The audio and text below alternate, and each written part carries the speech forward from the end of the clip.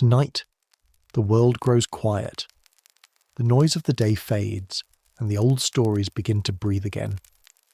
Welcome to Narrative Nights, a place where ancient myths are not told in haste, but allowed to unfold slowly, like dreams remembered in the dark. Here, we walk beside forgotten gods, cross mist-covered shores, and listen to the wisdom carried through time, softly, gently, without urgency. There is nothing you need to learn, nothing you need to follow. Only listen. Let your thoughts grow still, let your breathing slow, and allow the story to carry you between waking and sleep. Now. The fire burns low, the night deepens, and the story begins.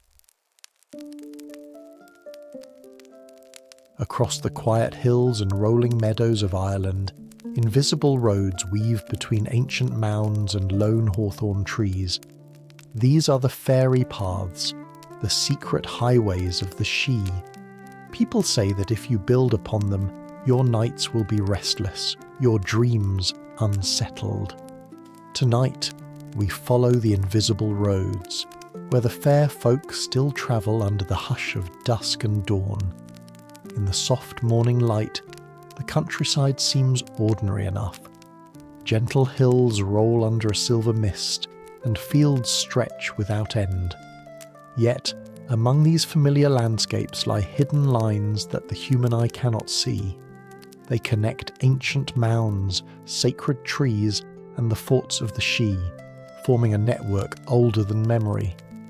Each line is a path of power, a channel of movement, a road that carries the presence of beings who belong to another world entirely. Locals whisper that these paths are not meant to be crossed carelessly. To walk upon one unknowingly can bring sleepless nights, strange sounds in the dark, or a sudden chill that passes through a room without warning. Farmers, builders, and villagers have long told stories of houses whose foundations refused to settle, of posts that toppled overnight, and of children who cried through the night when a path was disturbed. In some villages, homes were shifted, fences angled, and walls curved, not for architectural beauty, but in obedience to an invisible order. The fair folk demanded straight lines unbroken by human interference, and humans, respecting what they could not see, adapted. The fairy paths are guided by sacred waypoints, hawthorn trees that mark beginnings and ends, ancient oaks that witness the crossing of time, and ash trees that stand silent over the tracks of the unseen. From the edge of one fort to the next, the paths stretch in unwavering straight lines, as if a ruler has drawn them through the land with divine precision. Travellers who have glimpsed the faint shimmer of these lines speak of a quiet hum, a sense of energy that pulses gently beneath the soil, guiding footsteps of those invisible, ethereal travellers. Some mounds, simple in appearance, serve as portals to the otherworld. Fairy paths connect them like veins, invisible arteries carrying the Sidhe from one point to another. Imagine, if you will, a field at twilight, the mist curling low over the ground. A child sleeps in a cottage at the far edge. Somewhere in that haze the paths awaken, and beings of light and shadow move silently along them. They step between trees, glide over mounds and vanish into the next quiet rise of land. No door is closed, no lock held them back, yet they move only along the designated ways, never straying, never bending to human desire.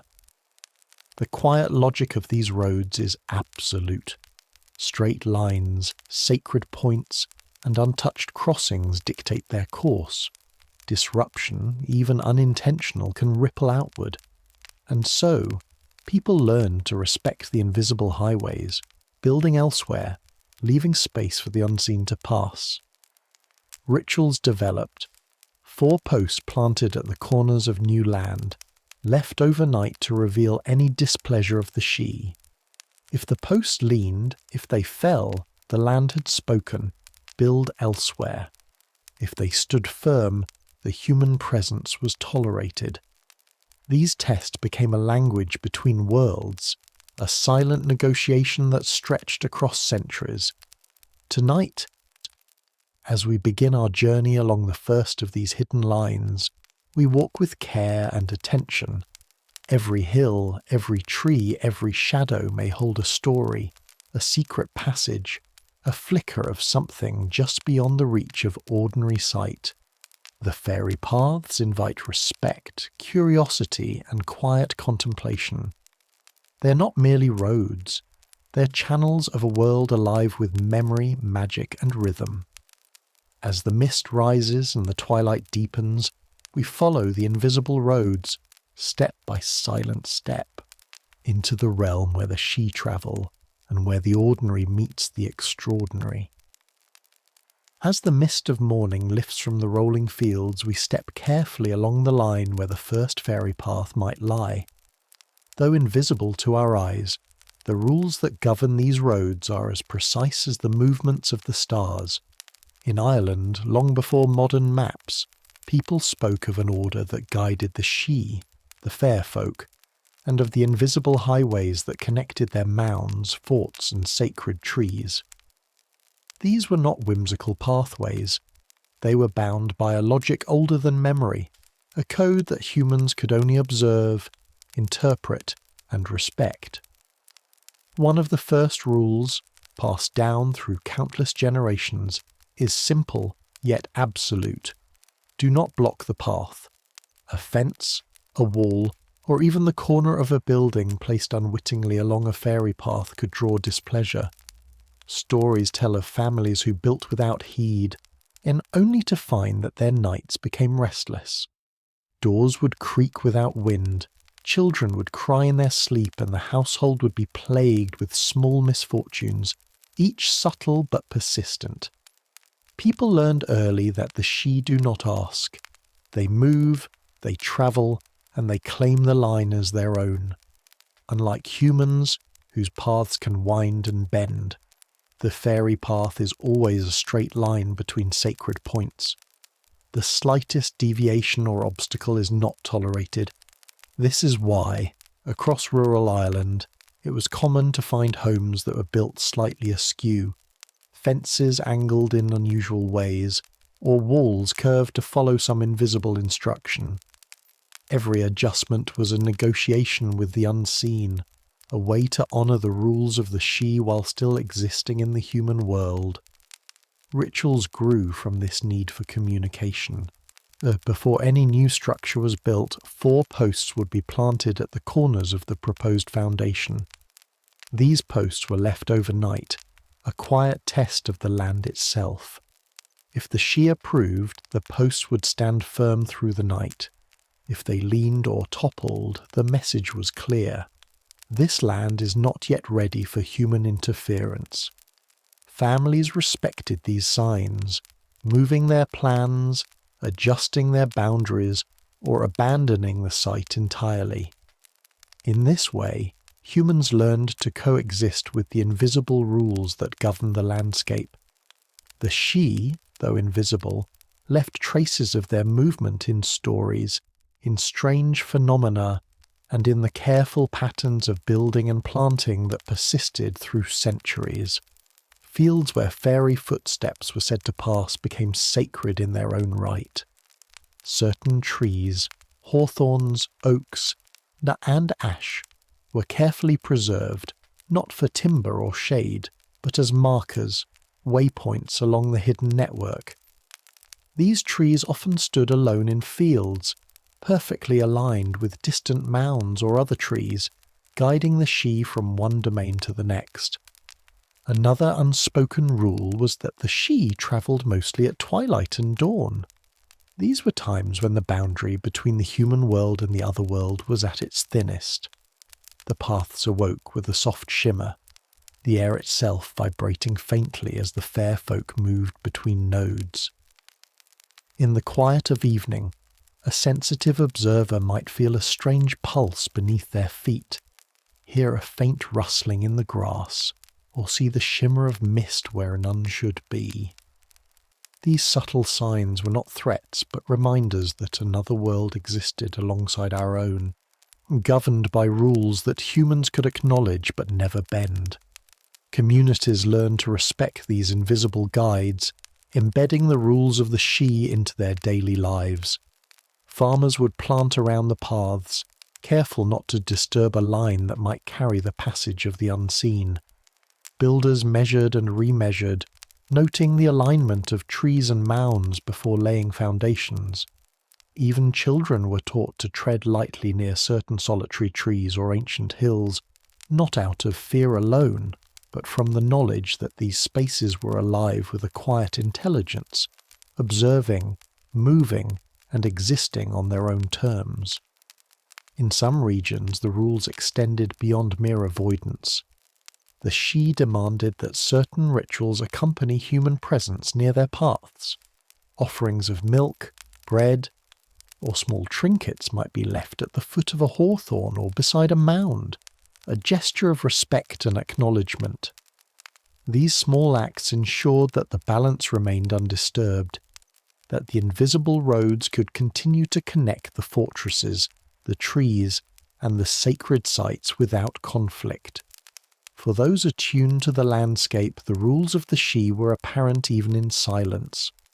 A hill might appear ordinary, yet its line of sight to a distant tree or mound hinted at an unseen passage. Paths that humans never walked upon were perfectly straight, cutting across fields without regard for fences or roads. Animals, too, were said to sense the boundaries, often avoiding the exact line where fair folk moved. This alignment of natural behaviour, human caution, and ritual observance formed a quiet harmony, a coexistence between the visible and invisible, the ordinary and the magical. Storytelling preserved these rules, embedding them in legend after legend. Tales spoke of families who ignored the signs and suffered small but persistent misfortunes, and of those who honoured the paths, living in quiet comfort with the Sidhe moving silently around them. Each story reinforced the understanding that the fairy paths were not merely a myth, but a living part of the landscape, a network of invisible roads whose rules dictated how humans could inhabit the land. And so, as we walk along this first stretch, imagining the straight, perfect line of a fairy path beneath our feet, we begin to understand the subtle ways in which another world interlaces with our own. We sense the discipline of the Sidhe, the precision with which they travel, and the quiet insistence that humans respect their order. It is a world without overt displays of power, yet one whose rules shape the land and the lives upon it in profound and invisible ways. As evening approaches, and the first hints of twilight stretch across the fields, the road ahead remains unseen yet palpably present. Every hill, every solitary tree, every mound is a potential node, a point along the path where the Sidhe may move silently. The rules are clear. Do not block, do not disturb, do not ignore. To walk with care, to observe, to leave offerings where appropriate, is to acknowledge the presence of the otherworld and the invisible highways that still pulse through the quiet Irish countryside. As twilight drapes the Irish countryside in a soft violet hue, the landscape begins to whisper of its hidden currents. Across rolling fields and quiet hills, solitary trees rise like sentinels. These are not ordinary trees. They are sacred waypoints along the fairy paths, points of guidance for the Sidhe that travel unseen between forts, mounds and hidden gateways. Among them, the hawthorn, the oak, and the ash hold particular significance, each a living marker of the invisible network that crisscrosses the land. Hawthorns, often appearing alone in the middle of a field or along a hedge, are regarded as the most potent markers. Folklore tells that their presence signals the path of fair folk, and that to damage or remove one is to invite misfortune. Farmers knew this well. A hawthorn left standing in a barren meadow was more than a tree. It was a signpost for the Sidhe, a resting point along the straight and sacred roads that linked mounds and forts. Children were cautioned not to touch its branches, and travellers often left offerings of milk, bread, or small trinkets at its base, gestures of respect for the beings who relied upon its presence. The oak, noble and enduring, served as a stabilizing force along the paths. Its towering presence provided both orientation and protection, anchoring the energy of the land. Stories spoke of fair folk gathering under oak trees during twilight, moving between mounds, or resting momentarily before continuing their journey. The oak's wide branches and deep roots symbolized continuity, strength, and connection, linking the nodes of the fairy paths in a subtle geometry that humans could sense but rarely perceive. The ash tree, a slender yet resilient, often mark transitions along the paths, points where the Sidhe moved from one type of landscape to another, or from one fort to the next. Its presence was a reminder that the fairy path was not just a route, but a system, with each tree, mound, and fort acting as a coordinated waypoint. In some villages, ash trees were planted deliberately to reinforce the alignment of a path or to redirect human construction away from sensitive areas, ensuring that the invisible road remained unbroken. Some trees, older than memory, were particularly powerful. Folklore refers to them as nodes of energy, points where the world of the Sidhe touched the human realm most closely.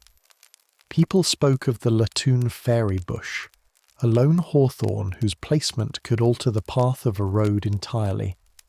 Attempts to remove or trim the tree resulted in small disasters, posts collapsing overnight, doors that would not stay closed, and children who cried without reason. In response, humans adapted, bending fences and curving walls, carefully avoiding interference with these living markers of the unseen network. Walking from one waypoint to another along the fairy path requires quiet attentiveness.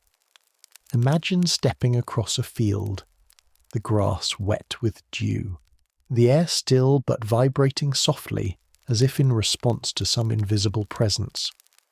A hawthorn ahead may appear unremarkable, yet it is a pivot, a silent indicator of alignment, a reminder that the road is straight and sacred.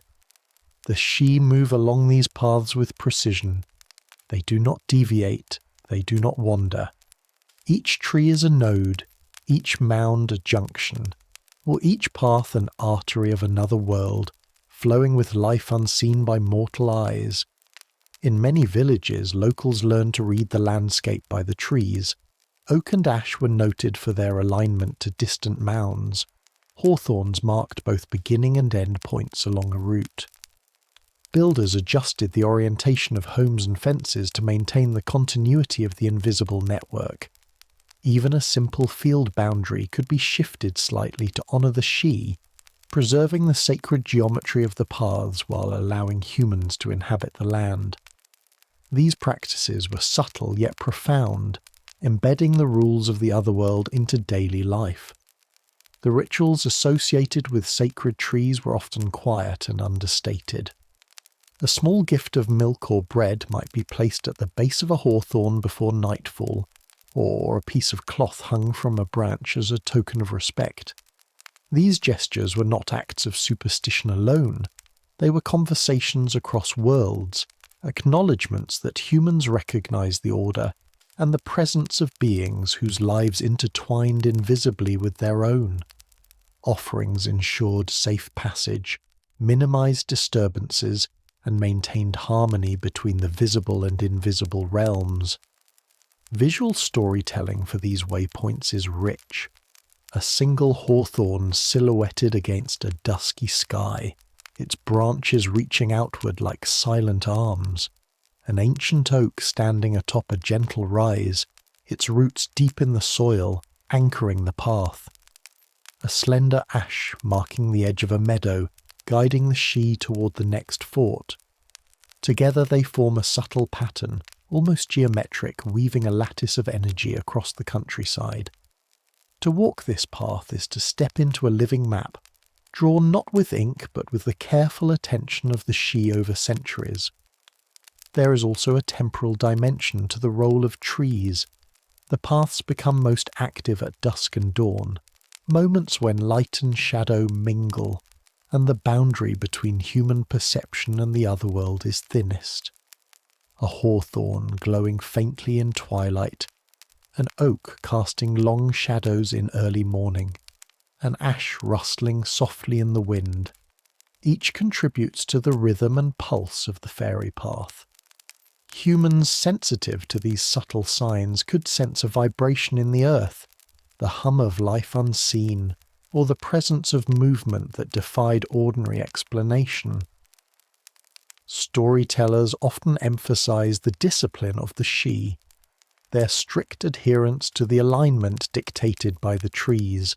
Their tales spoke of those who attempted to bypass a hawthorn or fell an ash, only to suffer gentle but persistent consequences, restless nights, strange sounds, or minor mishaps.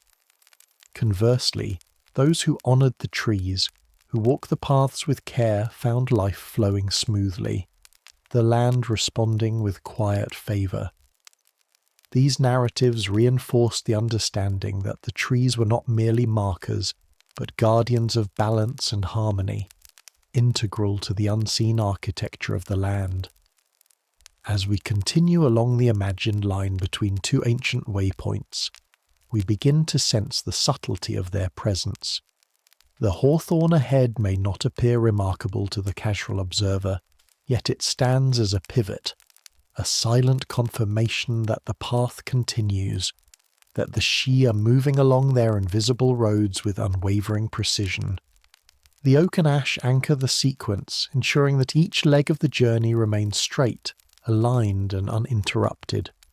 Together they form a living network, a testament to the enduring logic of the otherworld, and a quiet invitation for humans to observe, respect, and marvel at the unseen patterns that shape the land.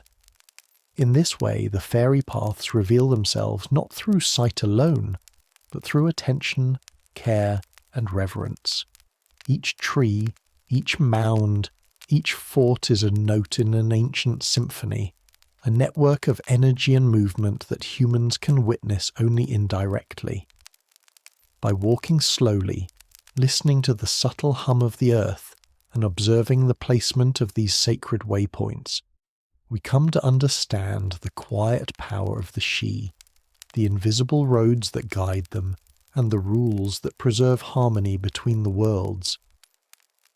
As the evening deepens and the last light of day glints off distant hills, the landscape seems quiet, almost ordinary. Yet, beneath the seeming stillness, the invisible geometry of the fairy paths unfolds, precise and unyielding. One of the most fundamental rules of the Sidhe is their commitment to the straight line, a path that connects mounds, forts, and sacred trees with unbroken precision. Unlike humans, whose roads may twist and bend with the whims of terrain or desire, the fair folk travel as though guided by an invisible ruler, following a line that must remain absolute. It is said that the Sidhe cannot tolerate deviation. A wall built slightly askew, a fence that intrudes upon the alignment, or even a hedge that grows into the line is considered an obstruction. The consequences are subtle yet persistent. Restless nights, unexplained sounds in the home, or a sense that the world itself is slightly off balance. Families learn to adapt, building homes with odd angles, curving walls around trees, or leaving small gaps in fences to maintain the purity of the straight line.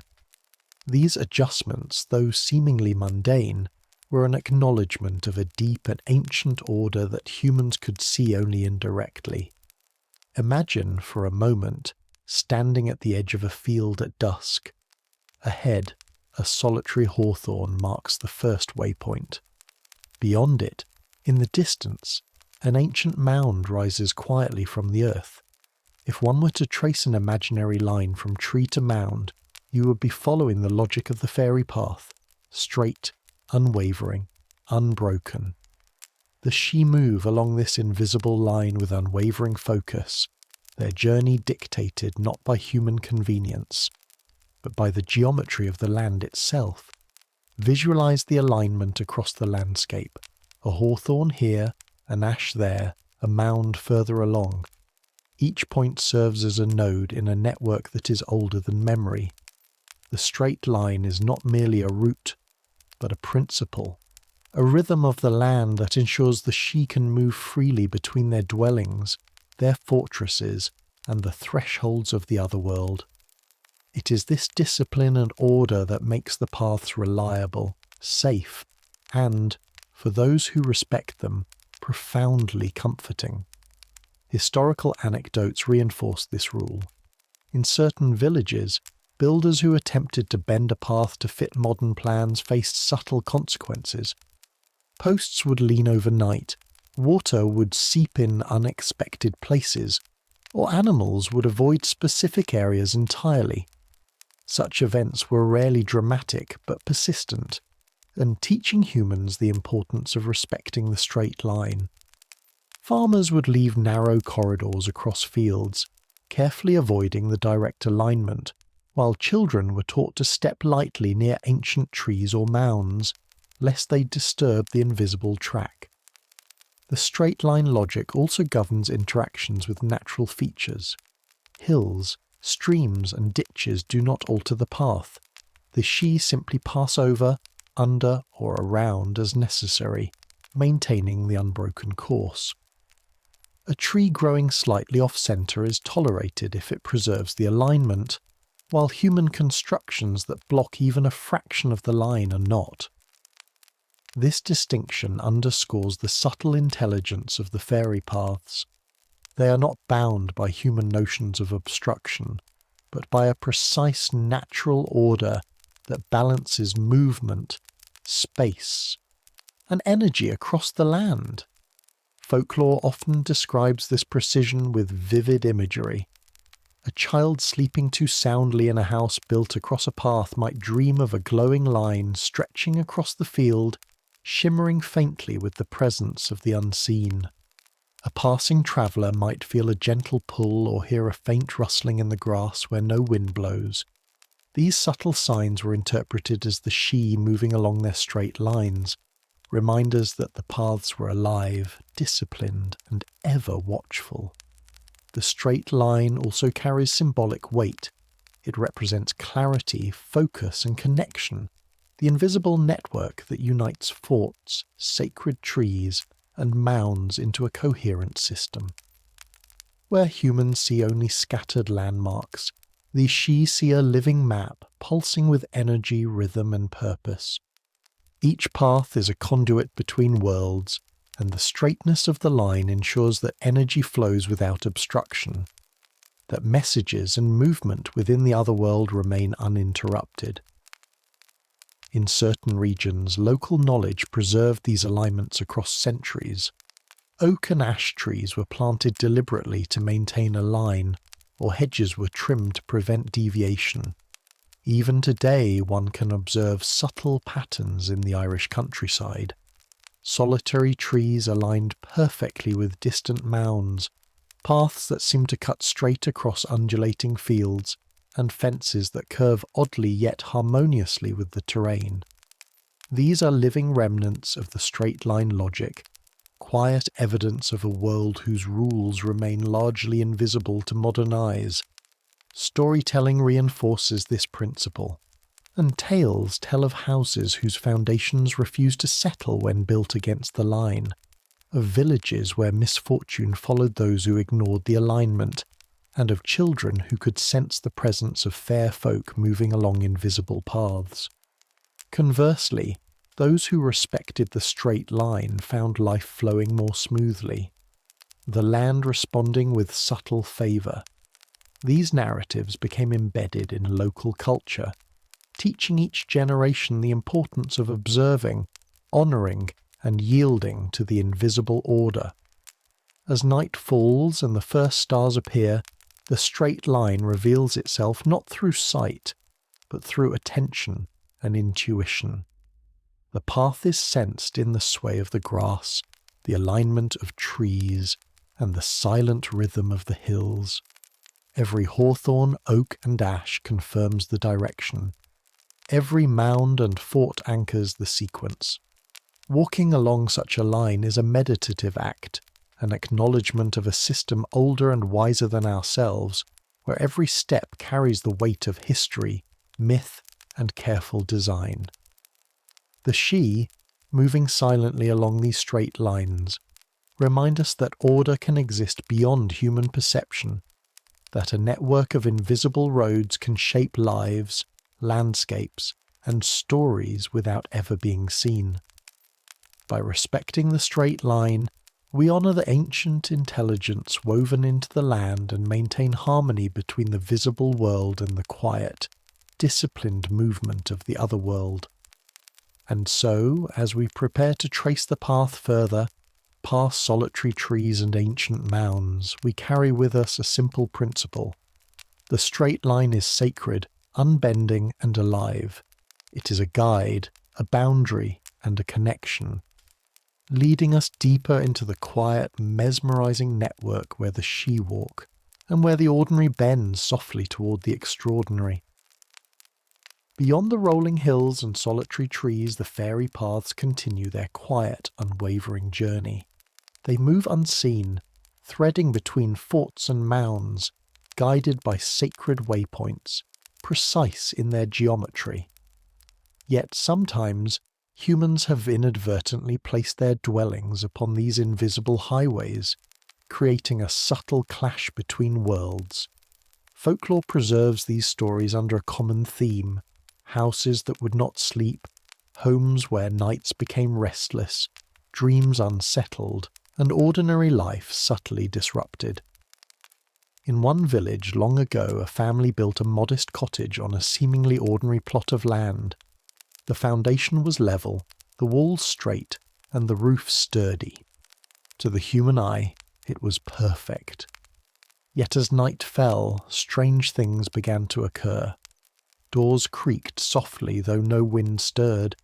Ye shadows flickered where none should be, and the youngest child cried for hours without cause. By the third night, the family realized that something was not right. Elders, well versed in the lore of the Sidhe, examined the land and discovered that the cottage sat directly upon a fairy path connecting two nearby mounds. It was a path the fair folk used nightly, a highway that could not be blocked. Attempts to ignore the disturbances failed. The unrest was subtle but relentless. Objects seemed to shift ever so slightly. Livestock were uneasy, and even the sound of footsteps outside echoed differently in the stillness. The family consulted local tradition, and the solution was as peculiar as it was telling. The house itself needed to yield to the path. They were advised to adjust walls, shift furniture, and sometimes even angle doors or fences to allow an unobstructed corridor. In some cases, offerings were left at the base of nearby hawthorns, or along the edge of the property: milk, bread, or small trinkets, tokens of acknowledgement and respect. Stories like this repeat across the Irish countryside. Homes, barns, and even stone walls occasionally interfered with the subtle flow of the fairy paths. The consequences were rarely catastrophic, but always persistent. A quiet insistence that the human presence must bend to the invisible order. Residents learned to observe, to notice strange disturbances, and to interpret subtle signs. A post leaning unexpectedly, a door that refused to stay closed, children waking repeatedly at night. Each sign was a message from the Sidhe, reminding the family of the rules that governed the paths. One particularly evocative tale speaks of a long row of cottages along a gentle slope. A new house was added, aligned neatly with its neighbours, yet its walls seemed to resist rest. Windows rattled without wind, and soft tapping echoed along the floorboards. The villagers understood immediately. The new construction intersected a straight fairy path connecting two sacred mounds. The solution was delicate and careful. The house was slightly rotated, a narrow gap left between it and the hedge, and offerings placed at a solitary hawthorn nearby. By nightfall, the disturbances ceased. The house had learned to sleep, in harmony with the path beneath it. Such tales illustrate a principle central to human interaction with the fairy paths: cooperation rather than confrontation. The Sidhe do not destroy, they move along lines, persistent and exacting. Human structures do not simply block them without consequence. A home or wall may disrupt the flow, leading to subtle unrest, yet with respect, observation, and adaptation, harmony is restored.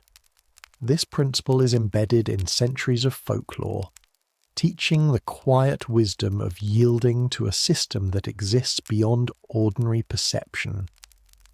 Beyond structural disturbances, these stories often include subtle sensory experiences. Residents might hear faint footsteps crossing the floor above, soft laughter carried on the wind, or see a shimmer of movement where no figure stands. Some reported a gentle pressure at the chest, a sensation of being observed yet unthreatened. These are not threats, but signs, reminders that the paths are alive, precise, and ever-present, moving quietly beneath or around human dwellings. Across regions, different communities developed local practices to mitigate interference. Some left small offerings nightly, particularly during twilight, when the paths were most active. Others adjusted fences or planted small groves to redirect potential obstruction. Occasionally, sacred trees were positioned near homes to act as buffers or waypoints, reinforcing the alignment of the path. These practices reflect a deep understanding that human life and the unseen network of the Sidhe must coexist, and that subtle attentiveness ensures a peaceful household. Even today, echoes of these practices remain. Solitary hawthorns in fields, oddly angled fences and curving hedgerows hint at past negotiations with the Sidhe. Though modern life often obscures the awareness of these paths, local folklore preserves the memory. Stories of restless nights, minor mishaps, and careful adjustments continue to remind us of the silent presence of the otherworld, reminding humans to tread lightly and observe the unseen lines that shape the land. Walking along a fairy path that intersects with the dwelling is a gentle lesson in humility. The house, though solid and enduring, must yield to the precise geometry of the unseen highway beneath it. The walls may resist, the windows rattle, and the children may stir, yet the disturbances are subtle and instructive rather than violent. Observing, adjusting, and honouring the path allows the household to regain balance, reinforcing the quiet dialogue between worlds. Storytellers emphasize this interplay, weaving it into narratives that are both mysterious and comforting. The House That Would Not Sleep is not a tale of horror, but a meditation on respect, awareness, and coexistence. It illustrates how human life can adapt to the enduring logic of the otherworld, preserving the integrity of the paths while continuing to live within the landscape. By bending slightly, observing carefully, and leaving offerings of acknowledgement, humans participate in a ritual as old as the hills themselves. As night settles over the fields and the stars shimmer faintly above, one can imagine the Sidhe moving along the straight lines, past solitary hawthorns, over mounds, and along invisible corridors intersecting human dwellings. The houses sleep at last, peaceful once the path is respected, and the fair folk continue their journey silently, precise and unwavering. The lesson is clear. To dwell alongside the fairy paths is to learn patience, observation, and reverence for the unseen order that guides both land and life. Before humans placed a single stone, laid a single beam, or built a solitary wall, there was a ritual, a quiet negotiation with the land and with the unseen travellers who walked its invisible roads. In Ireland, long before modern construction, people practiced what was known as testing the land. This was not merely superstition, but a careful observance of the rules of the Sidhe, the fair folk who moved along the precise unbroken lines that crossed hills, meadows and sacred waypoints. To build without testing was to invite subtle disturbances, restless nights, and minor misfortunes. The ritual was simple yet profound. 4 posts were planted at the corners of the proposed foundation, often carved from ash, hawthorn, or oak, trees considered sacred and closely tied to the network of fairy paths. The posts were left overnight, but unmoved by human hands in a quiet vigil. Families would sometimes leave small offerings at the base, a splash of milk, a piece of bread, or a trinket of personal significance. These gestures were acknowledgements, subtle communications with the Sidhe, inviting their observation and, ideally, their approval. The following morning the posts were examined. If they stood firm, perfectly upright, the land was considered ready and construction could proceed. If they leaned, toppled, or shifted, the message was clear: the land refused. Builders respected these signs, relocating plans, adjusting angles, or abandoning sites altogether. In some regions the refusal was subtle, a single post slightly leaning, indicating that minor adjustments were needed. In others, the land rejected entirely, requiring a different plot to honour the invisible highways. The practice was not limited to homes. Fields intended for farming, barns and even fences were subject to observation. A field could be left fallow or adjusted to avoid interfering with a fairy path. Hedgerows might be planted to guide movement around sensitive points. In all cases the rhythm was the same: observe, test, respect, and adapt. Human life was flexible. The fairy paths were immutable. These rituals were imbued with a quiet tension, suitable for stories that drift slowly into the imagination. Imagine the edge of a hill at twilight, mist curling along the grass, and a farmer watching the 4 posts, breath held, aware of the unseen energy in the land. The posts are silent yet alive in a subtle way, vibrating faintly with the presence of beings whose rules predate human memory. The earth itself seems to hum softly, a pulse that corresponds to the invisible network of the Sidhe. Local law provides vivid examples. In one village, a family attempted to build a home without performing the ritual. Overnight, one post fell while the others remained upright.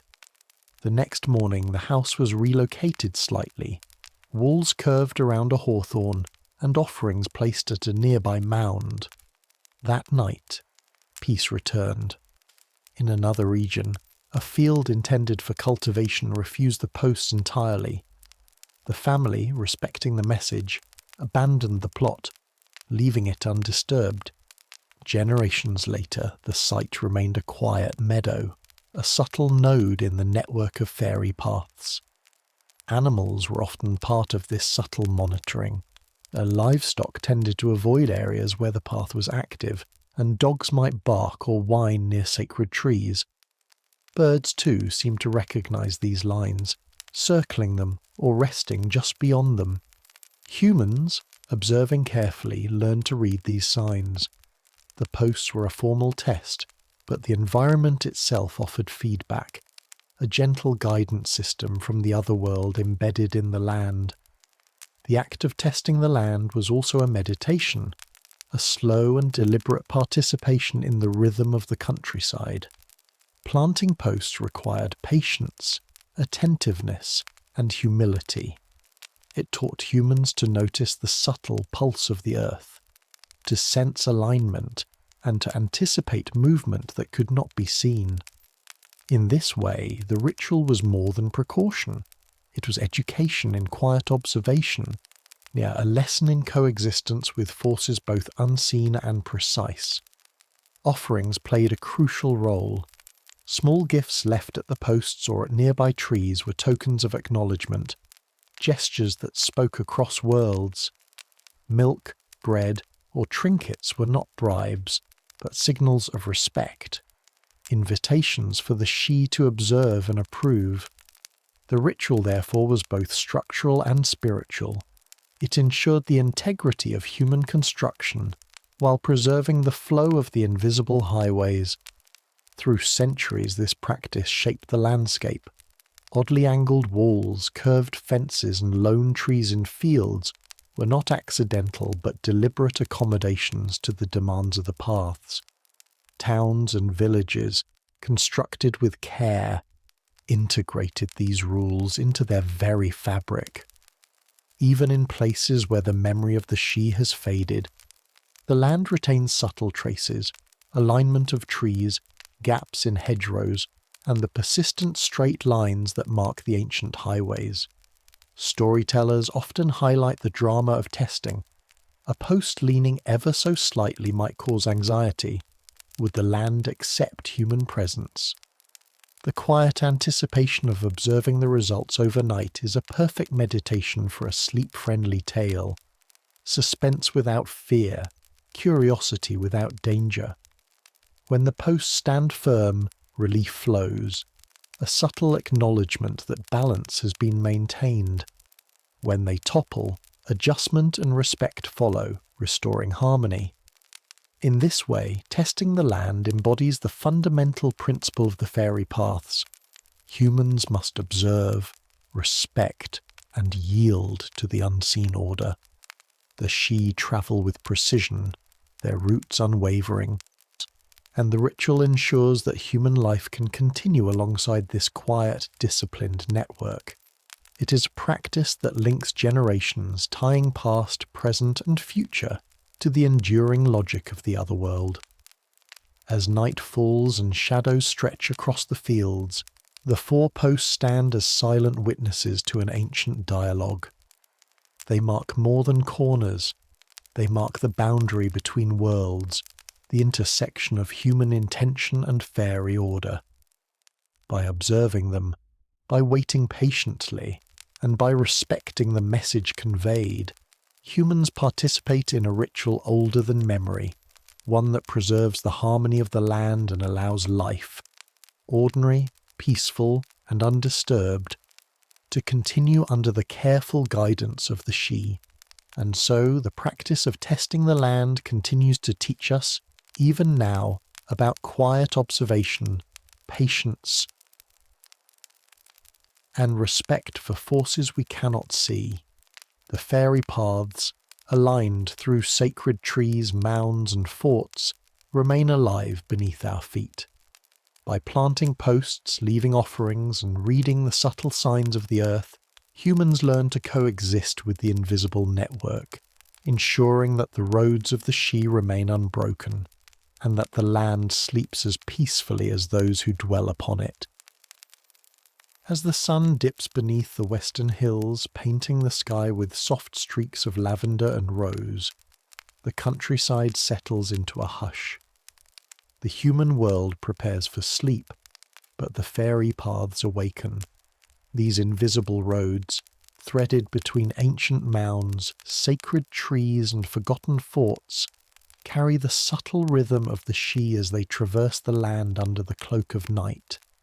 It is a quiet, meticulous journey, precise in its direction, unwavering in its straightness, and invisible to the eye, yet felt by those who dwell within the bounds of the unseen network.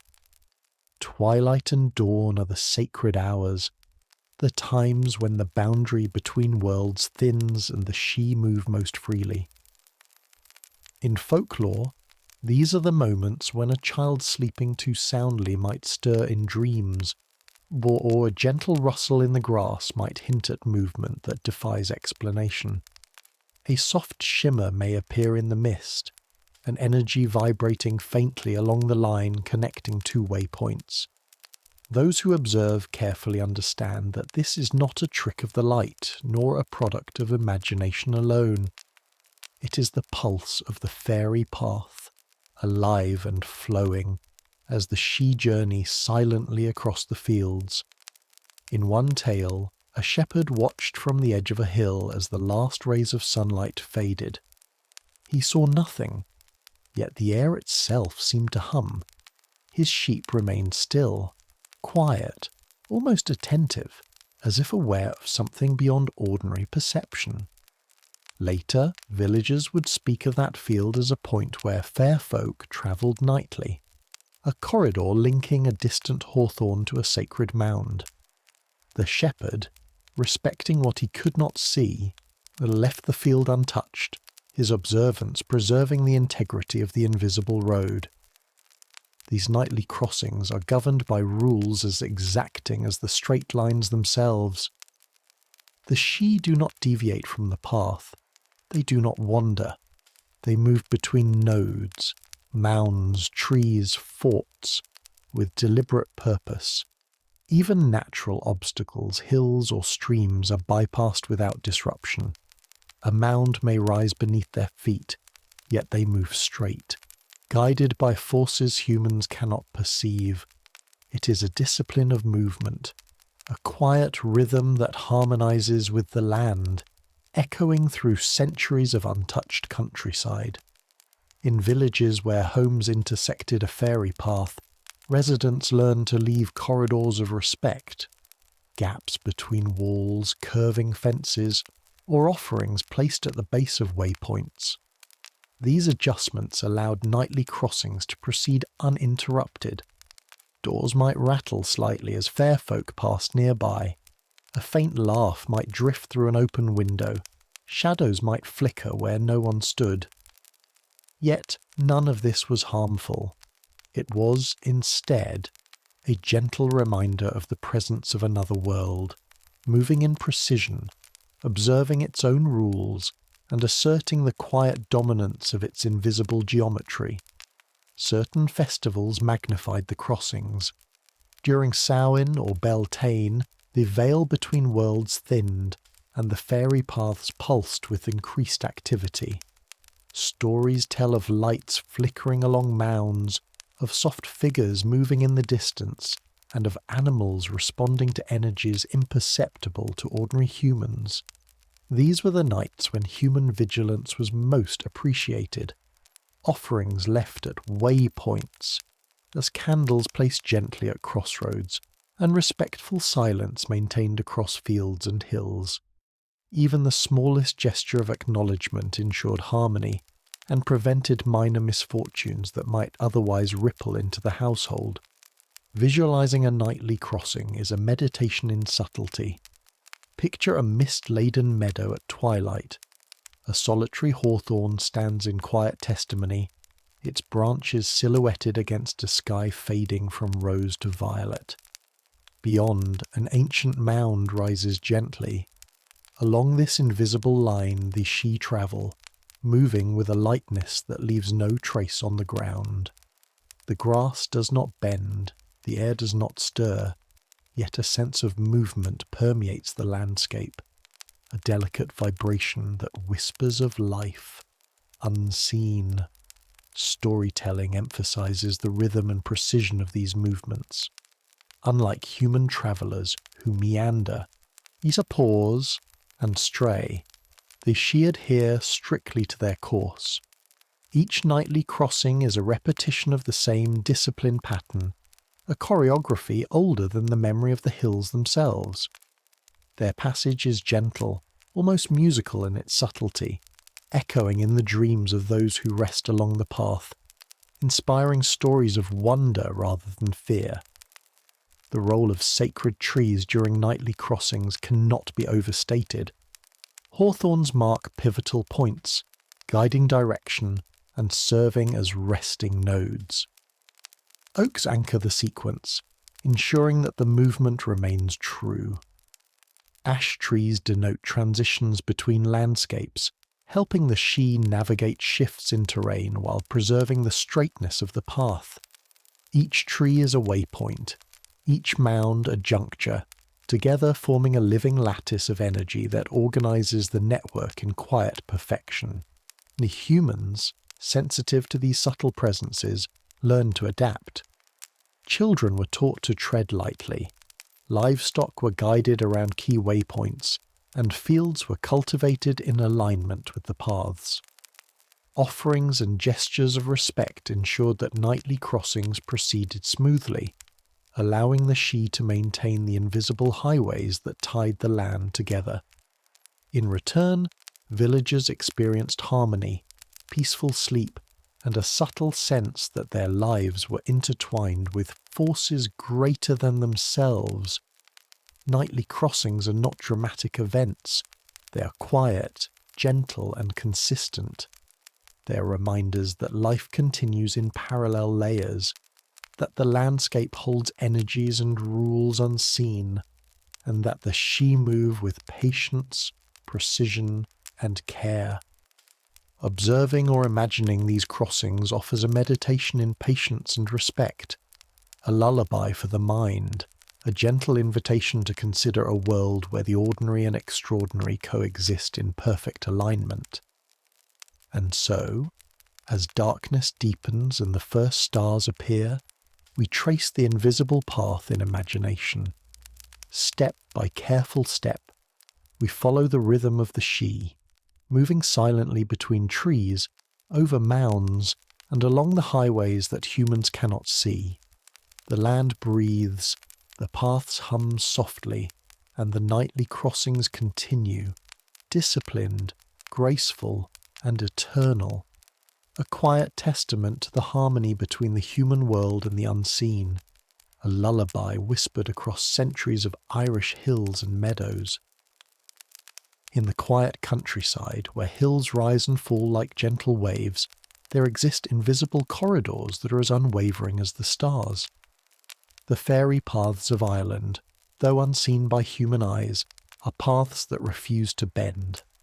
Unlike human roads, which twist and curve to suit terrain or convenience, these lines are precise, immutable, and sacred. To disrupt them is to invite subtle unrest, for the Sidhe who travel these paths follow geometry older than memory, a straightness that guides their journey between mounds, forts, and sacred trees. Folklore preserves numerous tales of paths refusing human adjustment. In one village, a farmer attempted to extend a fence across what seemed an ordinary meadow. Overnight, the posts leaned unpredictably, the rails splintered inexplicably, and his livestock became restless. Local elders were consulted, and they explained that a fairy path ran straight across the land, connecting a hawthorn at the northern edge of the field to a distant mound. The path could not be bent or redirected. The farmer, respecting the invisible law, adjusted his plans, curving his fence around the line. By the following night, the field returned to calm, the livestock quiet, and the fence firm. The refusal of the paths to bend is not a threat, but a quiet insistence, a principle of coexistence. The Sidhe do not destroy. They move along straight lines, precise in direction and unwavering in purpose. Their movement creates subtle patterns in the environment, hedgerows angled oddly to avoid interference, walls built slightly askew, and solitary trees standing sentinel over open fields. Each adjustment humans make is an acknowledgement of a network that cannot be altered, a system older than any memory of human settlement. Imagine walking through a field at twilight. The grass is wet with dew, the mist curling along the ground. Ahead, a hawthorn rises solitary and luminous against the fading light. Beyond, a distant mound forms a quiet silhouette. Though the path between them is invisible, it is impossible to ignore. To cross it directly with the human structure is to confront resistance. The posts will not stand, the land will subtly protest, and life within that interference becomes restless. The path refuses to bend, humans must adapt.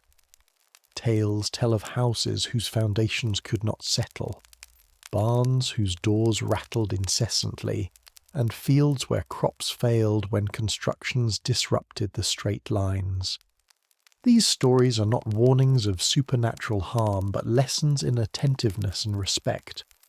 The paths assert themselves gently, guiding human actions with subtle persistence.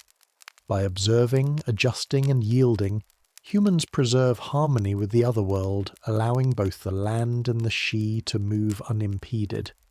Sacred trees, especially hawthorn, oak, and ash, are often the anchors of these straight paths. A hawthorn might stand alone in a meadow, a marker the she never deviate from. Oak trees provide stability, their deep roots anchoring the alignment, while ash trees mark transitions, points where the path crosses from one type of landscape to another. Each waypoint enforces the straightness of the path, leaving no room for deviation. Even the smallest disruption, a misplaced post, near a bent hedge, triggers the subtle yet unmistakable insistence of the path. The refusal of the paths to bend also carries symbolic weight. They represent order, discipline, and connection, illustrating how the unseen world organizes itself independently of human desire. While humans may wish to alter the landscape to suit convenience, the fairy paths remind us that some patterns cannot be reshaped. The discipline of the she, moving precisely along these straight lines, is a form of wisdom woven into the countryside itself, a quiet intelligence that shapes both the land and the lives upon it. In folklore, the consequences of ignoring the paths are persistent but gentle. Doors may refuse to latch, livestock might avoid certain areas, and children could wake repeatedly in dreams. These signs are not threats, but reminders. The lines must remain unbroken. Conversely, those who adjust with care, leaving corridors and small offerings, live in harmony, their households peaceful, their fields productive, their nights restful. Respecting the paths is a lesson in subtle balance, a meditation in humility, patience, and attentiveness. Nightly movements further illustrate the rigidity of the paths. The she travel during twilight and dawn, moving silently along the unbending lines that connect their mounds, forts, and waypoints. Even natural obstacles do not divert them. Hills are crossed, streams passed under, trees used as guides, yet the course remains unaltered. The paths themselves are alive, persistent, and disciplined. A network of energy and movement that humans can sense indirectly through subtle disturbances, alignment of trees, and the quiet rhythm of the land. Communities learn to accommodate this persistence. Houses were built at odd angles, fences curved to maintain continuity, and fields were cultivated with careful attention to alignment. Offerings were left at hawthorn and mounds as gestures of acknowledgement, ensuring that the she could continue their journey unimpeded. The landscape itself became a negotiation, a dialogue between human intention and the immutable straight lines of the fairy paths. Walking along or near a path that refuses to bend is an experience in subtle awareness. Even in modern times, one may notice hedgerows curving unusually, walls angled strangely, or solitary trees standing in seemingly improbable places. These are echoes of the unyielding geometry of the she, remnants of a system that continues to assert itself quietly across centuries. The past is woven into the present. The paths endure, silent but vigilant, refusing compromise, yet offering guidance to those who observe carefully. The stories of these straight, unyielding paths invite reflection. They teach us to move gently, to observe attentively, and to yield gracefully. They remind us that some patterns exist independently of human desire, and that harmony is found not in force but in respect. To walk near the fairy paths is to enter a meditation in balance, a slow and deliberate acknowledgement of an unseen order that shapes the land and the lives that dwell upon it. As darkness envelops the hills, the paths remain constant, unbending, alive with the quiet rhythm of the Sidhe. The land hums softly beneath their passage. Your sacred trees stand sentinel, and mounds anchor the line. The human world may rest, yet the fairy paths endure, precise, eternal, and resolute.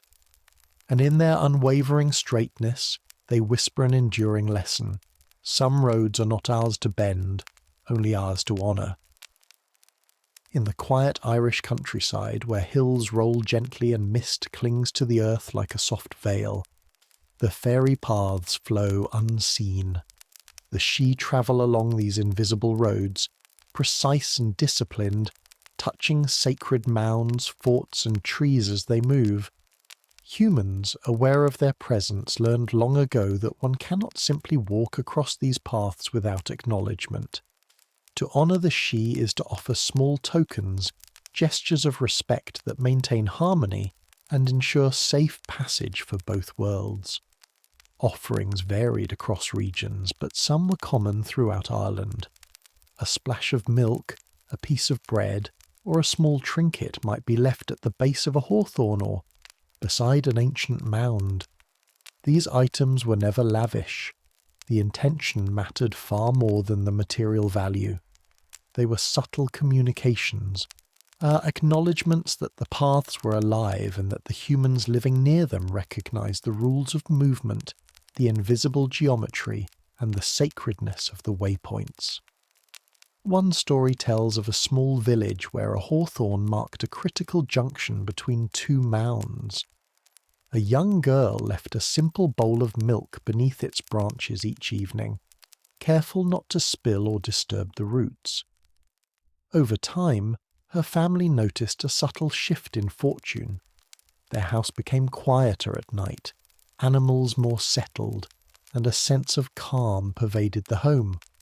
The offering had been noticed, a quiet acknowledgement that human presence and the Sidhe could coexist peacefully. Offerings were not merely practical, they were ritualistic gestures, embedded with intention and awareness.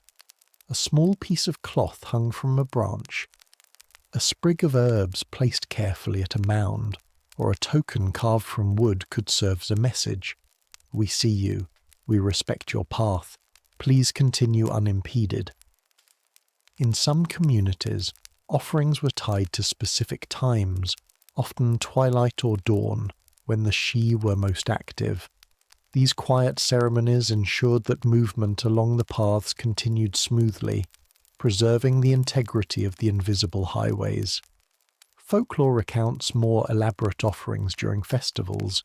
During Samhain, when the veil between worlds thinned, households might leave small portions of food or drink at waypoints, ensuring that nightly crossings proceeded without interruption. In spring, during Beltane, similar gestures reinforced alignment and connection. These acts were never coerced. The Sidhe did not demand payment. They were acknowledgements, expressions of cooperation and respect, a dialogue between worlds conducted through subtle, tangible gestures. Offerings also acted as markers, reinforcing the sacred geometry of the landscape. A hawthorn with milk at its base became more than a tree.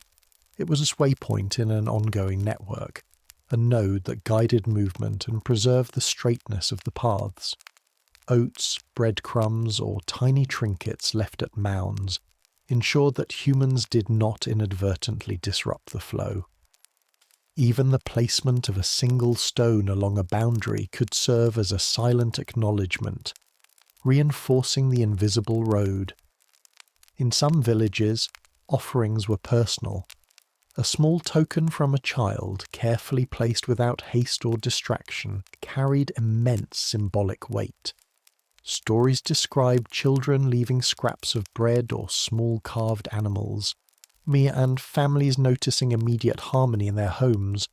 Doors that once rattled now stayed closed, livestock moved more calmly, and sleep returned to restless children. These gestures were a quiet education in mindfulness, patience, and observation, teaching humans to read the subtle cues of the land. Visualizing these offerings is a meditation in simplicity and care. A tiny bowl of milk rests beneath a lone hawthorn in a misty field. A strip of cloth flutters gently on a branch as evening winds pass. A small mound is dusted with flour, breadcrumbs, or herbs, leaving no permanent mark on the earth, yet conveying a message that bridges two worlds. Each act is a conversation, silent but eloquent, respecting the logic and discipline of the fairy paths. The Sidhe, moving with quiet precision along their straight lines, receive these offerings not in haste or expectation, but with acknowledgement. They continue their nightly crossings without disruption, their discipline maintained, the invisible roads preserved. In return, human dwellings remain peaceful, animals calm, and dreams untroubled. Harmony is restored through simplicity, awareness, and respect, a lesson that resonates across generations. Storytellers emphasize the subtle interplay between intention and outcome. A poorly placed offering might go unnoticed, leaving humans to adjust once more. A careful, thoughtful acknowledgement reinforced alignment, ensuring that movement along the paths remained uninterrupted. This reciprocity forms a central theme in folklore. The fairy paths are not merely spaces to avoid, but living systems to engage with thoughtfully, in maintaining balance between human and otherworldly domains. Even today, echoes of these practices remain. Hawthorns, solitary trees, and mounds scattered across fields hint at where offerings might once have been placed. Curving fences, oddly angled walls, and gaps in hedgerows all bear testimony to the centuries-long dialogue between humans and the Sidhe. By leaving small gifts, observing carefully, and walking with quiet awareness, one participates in a tradition that preserves harmony, acknowledging the presence of beings whose movement shapes the land itself. Offerings are a meditation in mindfulness, patience, and reverence. They remind humans that some roads are invisible but vital, that some rules cannot be bent, and that coexistence requires gentle attention and thoughtful action. Through this practice, humans learn to navigate both the physical and unseen landscapes, honouring the geometry, discipline, and rhythm of the Sidhe. And so, as twilight deepens and mist drifts across the fields, imagine placing a small bowl of milk beneath a solitary hawthorn, or a strip of cloth on a mound. Feel the quiet pulse of the land beneath your feet. The Sidhe move along the straight lines, precise, disciplined, and eternal, acknowledging your gesture with a silent grace. The paths remain unbroken, the landscape balanced, and the human world harmonized with the invisible network that has existed for centuries. In these small acts, respect and coexistence become tangible, and the fairy paths continue their quiet, unyielding journey. Across the gentle hills of Ireland, the landscape seems ordinary to the casual eye. Rolling fields, scattered trees, and distant stone walls appear timeless and peaceful. Yet beneath this calm, the fairy paths pulse with invisible life, threading between sacred waypoints, forts, and mounds. The mounds themselves, often overlooked or mistaken for simple earthworks, serve as silent nodes, points where the Sidhe pause, exchange messages, and navigate the invisible geometry of their highways. Folklore calls them whispering places, for subtle sounds, faint vibrations, or quiet sensations seem to emanate from these mounds when observed carefully. Imagine a solitary mound atop a gentle rise, a crown of grass waving softly in the evening wind. To humans it is merely a hillock. To the Sidhe, it is a waypoint, a junction where energy flows from one path to another. When fair folk move along the straight lines connecting mounds, hawthorn and oak, the mounds act as intermediaries, ensuring alignment and continuity. Sometimes a whispering sound, like distant voices or soft laughter, is heard. These whispers are not threats but signals, gentle communications between nodes, echoing through the invisible network that spans the countryside. Stories abound of humans who stumbled upon these whispers. A shepherd tending his flock at twilight reported hearing faint rustling and soft laughter emanating from a mound, even though no wind moved the grass.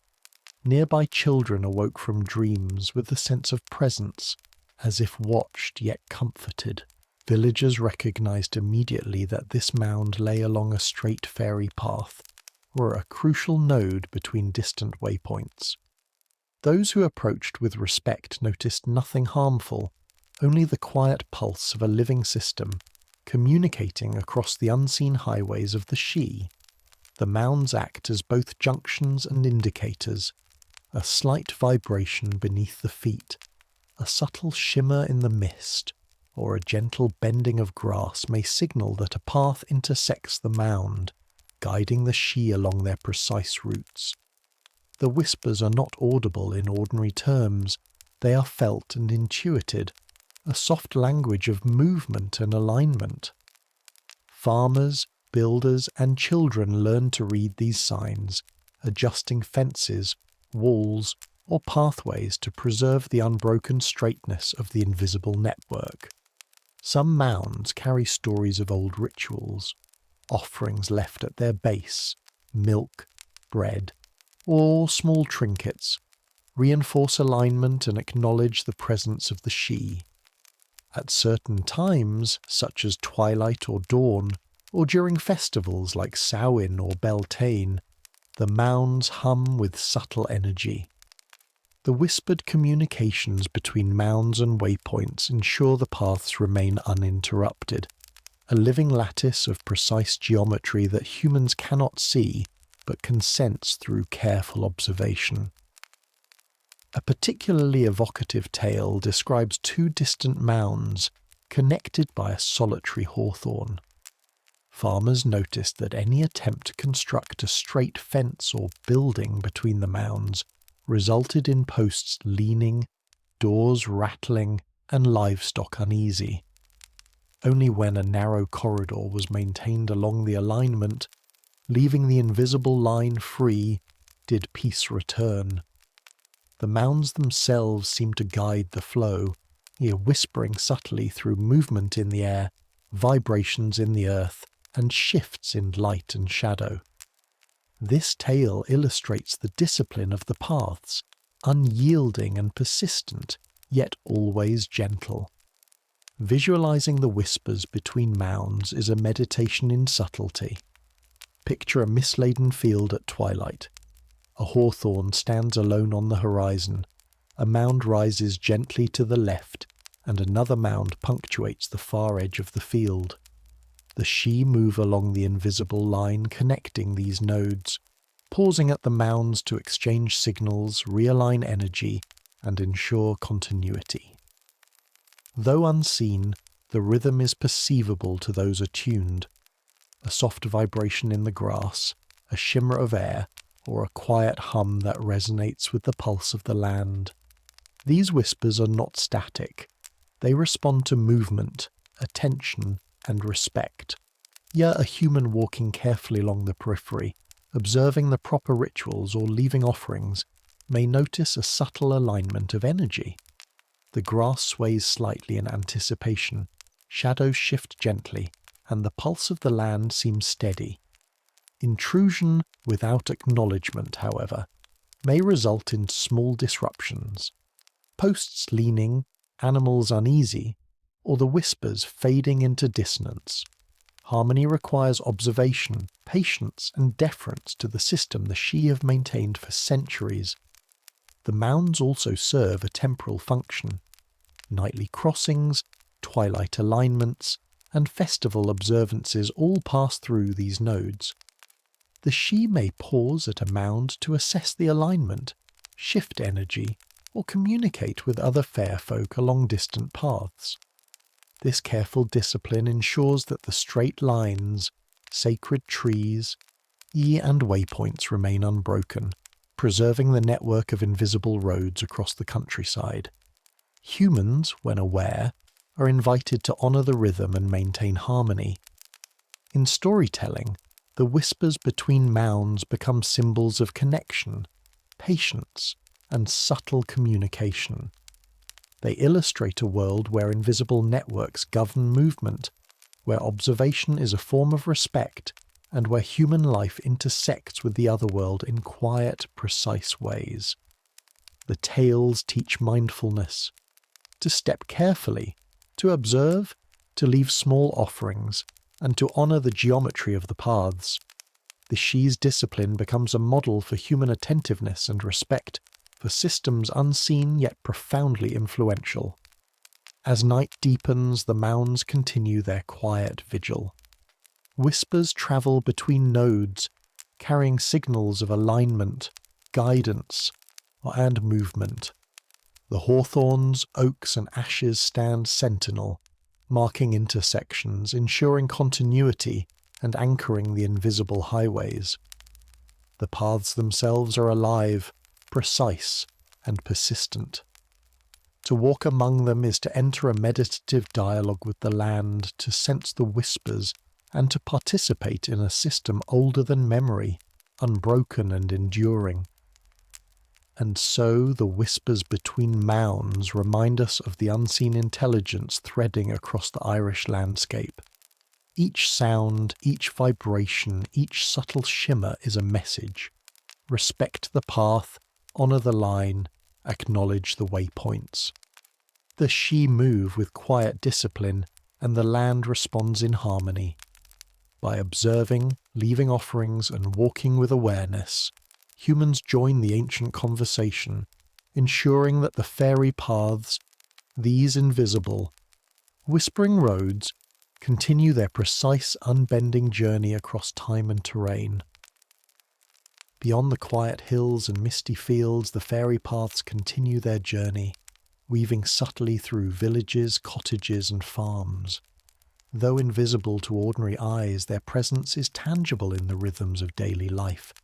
Streets may curve oddly, hedges bend unexpectedly, and houses are built at unusual angles, all gestures of accommodation, preserving the straightness of these sacred lines. The Sidhe moves silently along these invisible roads, precise and unyielding, threading between mounds, hawthorns, and sacred oaks, while the human world adapts quietly to their passage. In folklore, villages themselves were understood as nodes of negotiation. A new home could not be built carelessly, a barn could not block a path, a fence could not intrude. Families observed subtle signs, livestock that avoided certain areas, doors that rattled without wind, children waking at night for no reason. These were the gentle warnings of the paths, urging respect for lines that must remain unbroken. To disrupt them was to invite persistent unrest, small but unmistakable, a lesson passed down through generations. Consider the story of a village nestled in a shallow valley where a new row of cottages was planned. Builders measured, aligned, and levelled the foundations, only to discover that the central house seemed unwilling to settle. Doors misaligned overnight, windows rattled softly, and animals were uneasy. Elders explained that a fairy path ran straight through the proposed location, connecting a hawthorn at the edge of the village to a distant mound. The solution was subtle. The house was rotated slightly, a narrow gap left along the line, and small offerings placed at the hawthorn. Peace returned. The path, unbending and precise, had been honoured. These adaptations influenced village planning in profound ways.